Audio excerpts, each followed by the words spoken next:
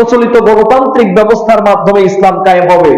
আমার বক্তব্যকে রেকর্ড করে রাখেন, আব্রাহাম লিঙ্কনের দেওয়া এই গণতন্ত্রের মাধ্যমে পৃথিবীতে তো নয়, বাংলাদেশেও ইসলাম কায়েমের যে স্বপ্ন দেখছেন এটা কখনোই হবে না, করতেই দিবে না। এর গোড়াই গলত। আমার সাথে দ্বিমত পোষণ করতে পারেন। পৃথিবীর যে যে প্রান্তে মুসলিম শাসকরা ইসলামিক আন্দোলনের মাধ্যমে ক্ষমতা এসেছিল গণতান্ত্রিক পদ্ধতিতে, পশ্চিমা বিশ্ব তাদেরকে রাখতে দেয়নি, ক্ষমতায় রাখে নাই। মোহাম্মদ মুরসি তার বাস্তব প্রমাণ। সুতরাং এরা আমাদের মধ্যে বিভেদ তৈরি করে। এরা মডারেট, এরা পীরপন্থী, এরা তরিকাপন্থী, এরা সুফিবাদী। এই বিভ্রান্তি যে ইংরেজরা আমাদের মধ্যে করে গিয়েছে সেটাই আজকে আমাদের মধ্যে লালায়িত। ফলে আজকে আমাদের মধ্যে কার মাথায় পাঁচকুলি আছে, কে শাফি, কে হাম্বলি, কে আহলে হাদিস, কে জামাতি, কে ইসলামী আন্দোলন, এইরকম করে বিভিন্ন দলে দলে বিভক্ত করে আমাদের মধ্যে একে অপরের বিরুদ্ধে ফতোয়া নিয়ে জারি করছে। ফলে আমরা কেউ কাউকে সহ্য করতে পারি না। কাজী নজরুল একটি কথা বলেছিলেন, বিশ্ব যখন এগিয়ে চলেছে আমরা এখনো পিছে, বিবি তালাকের ফতোয়া খুঁজি ফেকা কোরআন চষে। মুহতারাম হাজিরিন, মুআবিয়া রাদিয়াল্লাহু আনহু বলেন, সামি'তু নবিয়্য সাল্লাল্লাহু আলাইহি ওয়াসাল্লাম ইয়াকুলু লা ইয়াজালু মিন উম্মতি উম্মাতুন কায়িমাতুন বিআমরিল্লাহ লা ইয়াযুরুহুম মান খাযালাহুম ওয়ালা মান খালাফাহুম হাত্তা ইয়াতিয়াহুম আমরুল্লাহ ওয়া হুম আলা যালিক, রাওয়াহু বুখারী। যে মানুষগুলো আল্লাহর একত্ববাদ, তাওহীদ এবং প্রকৃত যে সঠিক আকীদা এর দাওয়াত যারা দিচ্ছেন, এর যারা ধারক এবং বাহক হবেন, তারা যদি সংখ্যায় কম হয়, একজন হয়, যদি সে হকের উপরে থাকে, সত্যের উপরে থাকে, তাদের ক্ষতি কেউ করতে পারবে না। মুহতারাম হাজিরিন, আমার পূর্বের বক্তা রমজান আলী সাহেব বলে গিয়েছেন তার বক্তব্যে, আজ হক এবং বাতিলের লড়াই, সত্য এবং মিথ্যার লড়াই, ন্যায় এবং অসত্যের লড়াই আজ নতুন নয়। বাতিলের সাথে লড়াই আজ আগে নয়। আদম আলাইহিস সালামের পর থেকে নিয়ে মুহাম্মদ সাল্লাল্লাহু আলাইহি ওয়াসাল্লাম পর্যন্ত, পরবর্তীতে খোলাফায়ে রাশিদার যুগ, এরপরে সালাফদের যুগ, এরপরে আব্বাসীয় যুগ বলেন, উমাইয়া যুগ বলেন, পরবর্তী সকল যুগে এমনকি বর্তমান পর্যন্ত আহলুস সুন্নাহ ওয়াল জামাআহ পবিত্র কোরআন এবং সহিহ হাদিসের কথা বলেছেন। তারা তৎকালীন সময় বাতিলের শক্তিকে প্রতিরোধ করেছেন। একের পর এক তৎকালীন সময় রাষ্ট্রশক্তি, সমাজের নেতৃস্থানীয় ব্যক্তিরা নিজেদের ক্ষমতাকে কুক্ষিগত করে রাখবার জন্য, নিজেদের পক্ষে রায় রাখার জন্য তারা এরকম অনেক দরবারি আলেমদেরকে তাদের ডানে বায়ে সামনে পিছনে রাখতেন। তাদেরকে বোঝানো হতো আমাদের সাথে আলেমরা আছে, যেমনটা এখন রাজনৈতিক বিভিন্ন দলগুলো করে। আমি কারো নাম নিতে চাই না, প্রত্যেকের সাথেই দেখবেন হুজুর আছে, সারা বছর সুটেড বুটেড, হঠাৎ মাথায় একটা লম্বা টুপি দিয়ে পাঞ্জাবি দিয়ে মসজিদে বসে মাহফিলে বসে আছে। সুরাতটা কি? তার মানে সারা জীবন যাই করি না কেন, সারা জীবন বা আমার রামদের দালালি করছি, অথচ ভোটের সময় আসলে লম্বা একটা টুপি দিয়ে এমন একটা ভাব যে উনি একবারে সুফি আল্লাহ। এরাই হচ্ছে প্রকৃত ধর্ম ব্যবসায়ী, এরাই দিনকে মানুষের সামনে বিকৃত করছে। মুহতারাম হাজিরিন, বলতে চাই রাসূলুল্লাহ সাল্লাল্লাহু আলাইহি ওয়াসাল্লাম একা তখন ন্যায়ের কথা বলেছেন, তখন সত্যের কথা বলেছেন, যখন মানুষ ন্যায় এবং সত্যকে পার্থক্য করতে পারত না। আজকে বাংলাদেশে বিভিন্ন সংগঠন দ্বীনের জন্য, সাধারণ মানুষের মায়ার জন্য, অবহেলিত মানুষের পাশে দাঁড়াবার জন্য, করোনায় দেখেছেন সাধারণ যারা এলিট শ্রেণী বা আমার রাজনীতি করে, যারা মিডিয়ায় কথা বলে, কমরেড পরিচয় দেয়, এরা করোনার সময় এই জাতির সেবায় কেউ ছিল না। একজন মানুষ মারা গিয়েছে, ছেলে মেয়ে তার লাশকে ফেলে চলে গিয়েছে, এই আলেমরাই পাঞ্জাবি টুপি দাঁড়িয়েওয়ালা যাদেরকে আপনারা বলেন সমাজের সবচেয়ে অবহেলিত, নির্যাতিত, অপদস্থের শিকার, এরাই ওই লাশের জানাজা করেছে, তারা সম্মানের সাথে তাকে কবরস্থ করেছে। এরকম আলেমরা যে কাজ করেছে, যারা বড় বড় বুলি আওড়ায়, এদের সমাজে কোনো অবদান নেই, অথচ মিডিয়া তাদের দখলে, গণমাধ্যম তাদের দখলে, সকল সুযোগ সুবিধা তারা পায়, অথচ আমার মাদ্রাসার আলেম ওলামারা সেই সুযোগ পান না।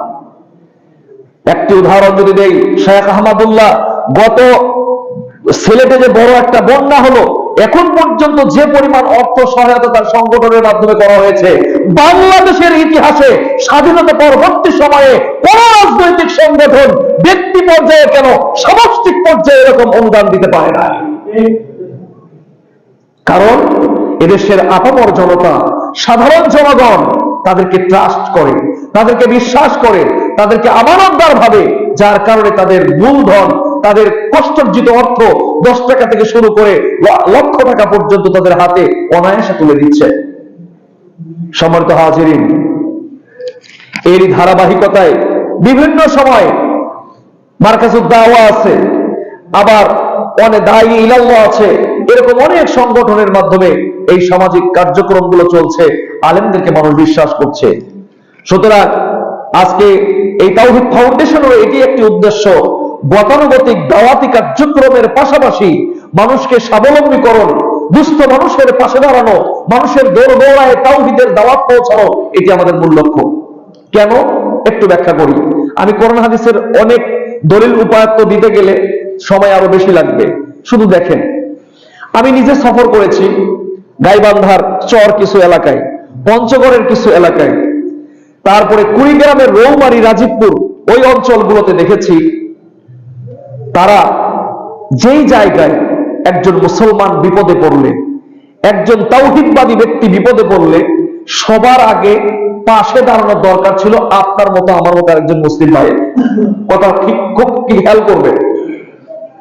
অথচ যদিও বলা হচ্ছে আল মুসলিম ও আখুল মুসলিম, এক মুসলমান অপর মুসলমানের জন্য ভাই, সে তার জন্য দর্পণ স্বরূপ তার বিপদে পাশে দাঁড়াবে, তার প্রয়োজন পূর্ণ করবে, এগুলোই তো আমাদের মেসেজ। কিন্তু সেই জায়গায় দেখছি বিভিন্ন এনজিও, খ্রিস্টানের মিশনারিরা এই সুযোগ নিয়ে বিনামূল্যে ঔষধ দিচ্ছে, বিনামূল্যে খাবার বিতরণ করছে, বিভিন্ন লোক দেখাচ্ছে। অনেক মুসলমানরা নিজের অজান্তেই তাদের খ্রিস্টান ধর্মান্তরিত হচ্ছে কিছু কিছু আর্থিক লোভের কারণে। সুতরাং এই অবস্থায় আমি যদি এই মানুষগুলোর পাশে না দাঁড়াই, সাহায্য সহযোগিতা না করি, তাহলে আপনার আমার কাছে তারা আসবে না। যেটা বলছিলাম একটু আগে, নবী মুহাম্মদ রাসূলুল্লাহ সাল্লাল্লাহু আলাইহি সাল্লাম সেই যুগে, আজকে তো মানুষ জানে যে ভালো কাজ করলে মানুষ প্রমোট করে, সাহায্য করে, পাশে দাঁড়ায়। এই যে তাওহীদ ফাউন্ডেশন দাঁড়িয়েছে, শত শত মানুষ এখানে ইনক্লুড হচ্ছে। আস-সুন্নাহ ফাউন্ডেশন দাঁড়িয়ে গেছে, লক্ষ লক্ষ ডলার তাদের পিছনে আছে। মারকাজুদ দাওয়া রয়েছে, তাদের পিছনে আছে। জমিয়তে আহলে হাদিসের ফান্ড আছে, সেখানে যাচ্ছে। আহলে হাদিস আন্দোলনের ফান্ড আছে, সেখানে মানুষ যাচ্ছে। কিন্তু নবী মুহাম্মদ রাসূলুল্লাহ সাল্লাল্লাহু আলাইহি ওয়াসাল্লাম যেই সময়ে অসুস্থ মানুষের সেবা করেছেন, বোঝা যে বহন করতে পারে না তার বোঝা নিজের কাঁধে নিয়েছেন, সেই সময়ে যখন ওই সময়ে মানুষ এটা কল্পনাই নেয় নাই যে কোনটা ভালো কাজ কোনটা খারাপ কাজ, তাকে তো প্রমোট করেইনি, অ্যাপ্রিসিয়েট করেইনি। দেখেন রাসূলুল্লাহ সাল্লাল্লাহু আলাইহি ওয়াসাল্লাম যখন নবুয়ত প্রাপ্ত হলেন, রাসূল সাল্লাল্লাহু আলাইহি ওয়াসাল্লাম ঘেমে গেলেন, জ্বর এসে গেল, তিনি এসে বললেন জাম্বিলুনি জাম্বিলুনি, আমাকে চাদর দাও, আমাকে চাদর দিয়ে আবৃত করো। তখন খাদিজা রাদিয়াল্লাহু আনহা বললেন, শোনেন, আল্লাহ ইখজিয়াল্লাহু আবাদান, আল্লাহ আপনাকে কখনোই অপমান অপদস্থ করবেন না, আপনাকে কখনো আল্লাহ অসম্মান করবেন না। কারণ আপনি যে বোঝা বহন করতে পারে না তার বোঝা বহন করেন, আপনি মেহমানদারি করেন, আপনি অসুস্থের সেবা যত্ন করেন, আপনি মানবতার পাশে দাঁড়ান, মানুষের কাজে দাঁড়ান। সুতরাং মানুষের উপকারে আসেন, আল্লাহ আপনাকে অপমান অপদস্থ করবেন না। তাহলে সেই সময় যখন মানুষ চেষ্টাই করে নাই, চিন্তাই করে নাই, নবী মুহাম্মদ রাসূলুল্লাহ সাল্লাল্লাহু আলাইহি ওয়াসাল্লাম সেই সময় মানুষের পাশে দাঁড়িয়েছেন। আজকের সামাজিক বাস্তবতায় আমি মনে করি আলেমরা তো বটেই, আলেমদের সাথে যে মানুষগুলো দ্বীনের পথে চলতে চায়, সৎ পথে চলতে চান, নিজের যাকাত দিতে চান, দান সদকা করতে চান, সেই মানুষগুলোর বিত্তবানদের আমি মনে করি অবশ্যই আপনাদের আরো বেশি বেশি ইনভলভ হওয়া দরকার এবং কাছে আসা দরকার। সূরা আল ইমরান 110 নম্বর আয়াত, যেটি আমার ভাই বলে গিয়েছেন, কুনতুম খায়রা উম্মাতিন উখরিজাত লিন-নাসি তা'মুরুনা বিল মা'রুফি ওয়া তানহাউনা আনিল মুনকার। তোমরাই হচ্ছে শ্রেষ্ঠ জাতি, তোমাদেরকে এজন্য সৃষ্টি করা হয়েছে বা বের করা হয়েছে এই জন্য যে উখরিজাত লিন-নাস তা'মুরুনা বিল মা'রুফ, তোমরা মানুষকে ভালো কাজের আদেশ করবে, ওয়া তানহাউনা আনিল মুনকার, এবং খারাপ কাজে নিষেধ করবে।